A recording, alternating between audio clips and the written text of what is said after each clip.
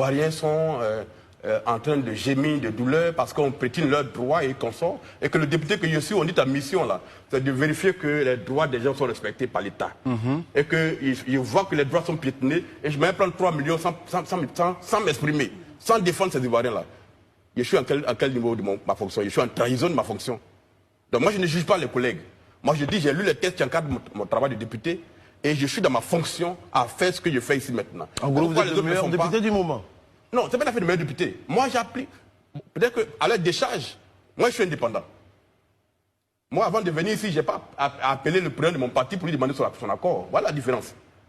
Un député du RADP ne peut pas venir ici sans l'accord de quelqu'un. PDCI, c'est pareil. PPAC, c'est pareil. Moi, je n'ai pas cette obligation-là.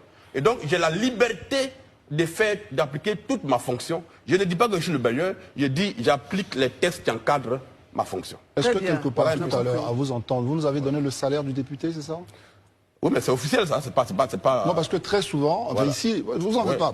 Ça fait un moment que je fais cette émission. On a reçu ici le secrétaire général de l'Assemblée nationale pour nous donner l'ensemble des émoluments des députés. Cela a fait l'objet quand même de réserves, etc. Bon, moi, vous qui êtes indépendant. Je le dis clairement. Très bien, c'est intéressant. C'est de l'argent public, en fait. On est d'accord, mais moi, je partage. Il n'y a pas de réserve dessus. Bien sûr. Un député en Côte d'Ivoire, selon qu'il a occupé un poste dans une commission comme vice-président ou bien président de commission, ou bien qui est au premier niveau comme moi, Salé Temoko, à la fin du mois, les Ivoiriens nous font un virement, je ne parle pas des Ivoiriens. On est d'accord. C'est eux qui payent. Les Ivoiriens nous font un virement de 3 52 000 francs. Très bien. Net d'impôts. D'accord? Oui, c'est les députés. Net d'impôts. Oui. Non, on paye les impôts, mais quand on a fini de prendre tout ça, il reste encore 3 millions. Il reste 3 millions. Ensuite, le député, il a un passeport diplomatique. Ce n'est pas rien.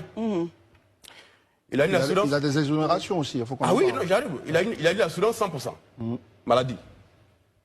Il a une exonération fiscale pour acheter une voiture.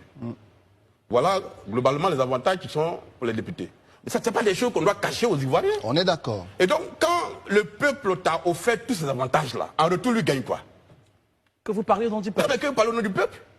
Mais c'est logique, quoi. Il n'y a rien d'extraordinaire dedans. Très bien, revenons à notre affaire. Marius Koumoé est...